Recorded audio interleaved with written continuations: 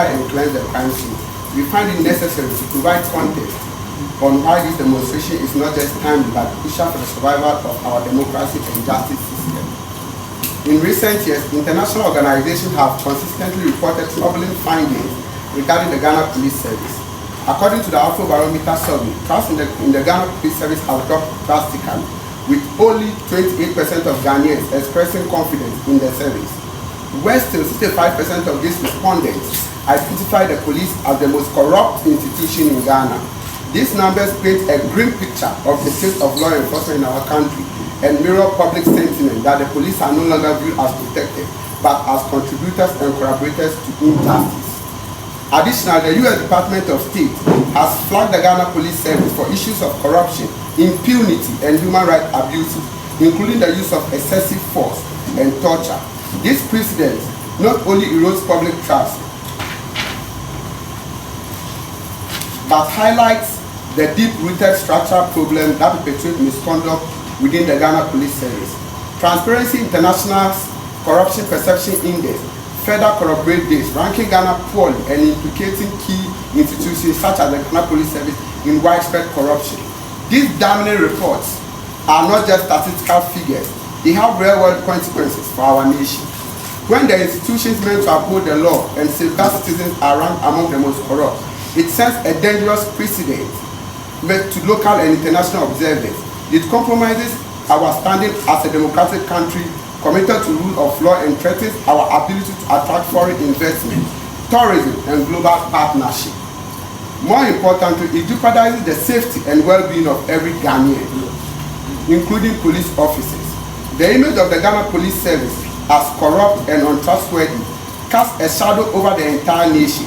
Our failure to address this issue signals a lack of accountability, which undermines our effort towards achieving a United Nations Sustainable Development Goal 16 by 2020, which promotes peace, justice, and strong institutions. The objectives of this protest are the immediate dismissal of the Director of CID, ACP Faustina Ejewakodua Ando Kofi, the Greater Accra Regional Police Commander, PCOP Ahim Kwesi Ano, the Superintendent of Police, Augustine Ofer, the Commander of the Anti-Armed Robbery Unit at the CID headquarters, for public office misconduct and failure to act on several criminal complaints, those involving violent crimes. We cannot and we will not tolerate a police service that prioritizes impunity over integrity, corruption over accountability, and brutality over the protection of human rights. This protest is peaceful but determined to demand reform, a reform that is long overdue and urgently needed. Thank you, and we look forward to your continued support as we press for a safer and a fairer and a more just Ghana. We invite all Ghanaians, civil society organizations, members of the international community to join us on Wednesday, 11 September 2024. Together we will make it clear, injustice anywhere is a threat to justice everywhere. Thank you for your time. We are open to we are the media, we are telling the story. Yes, yes, I understand you. I understand, but some of them are for his consumption that he already knows. So he will get it with the evidence, because we can't spread the evidence here right now, because some of the things that if I say them, I have to back them with evidence before the TV station carries it. But when you speak, you were speaking she. First, I was involved in an armed robbery and an assassination attempt. I petitioned the director of CID. And during the ongoing of the investigation, the police committed a lot of misconduct during the investigation. So I got my evidence together and I did what I was supposed to do. I realized they withheld critical facts and evidence from the case. And then they took the docket to the Attorney General's office. And the Attorney General recommended prosecution, which was not supposed to be so. When I requested for the report from the Attorney General's office, Attorney General refused me the information until I petitioned the Right to Information Commission.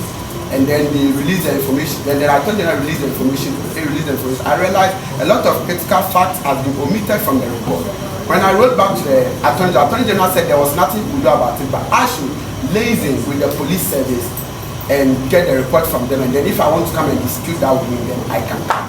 But ever since I've tried everything possible, but the police refuse to give that information to me. And that's They have the docket with them, and they have all the evidences with them, so they know what I'm talking about if they are watching. what do you intend doing from the Attorney General? Yes, no, the case is not with the Attorney General. You dwelling on currently? Okay, currently I'm dwelling on 5 cases. 2, I'm the victim for 2, and the rest of the 3 are other victims. Those who attempted to rob, I am the victim.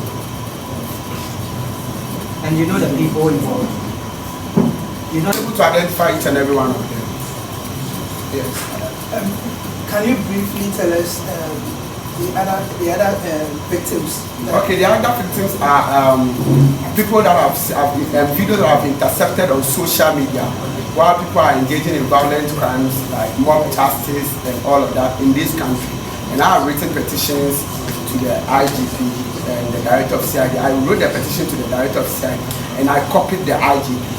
And even with that being said, I've copied the commissioner, the Shraj, I've petitioned all the letters that petitioned I read. I make sure I copy all these relevant civil society organizations, government institutions like the Speaker of Parliament, the Attorney General, legal aid. I petition all of them. So they are all aware of it. Okay. Then the Chief Justice. Okay. Thank you. And we'll look forward. Obi Ambrana and Ombekwana, then for this idea, and for 2 IGP because IGP, yeah, and say, I can say, we'll see from because you man, won't see me, I am found from that one day, you man in my head. The other one, IGP. So, I was a victim of a crime, but the petitions now that I have a IGP, director of CID, any regional police commander, no way to me, I am right information commission ruling. If you want to wait to police report on Muntini farm 8 months.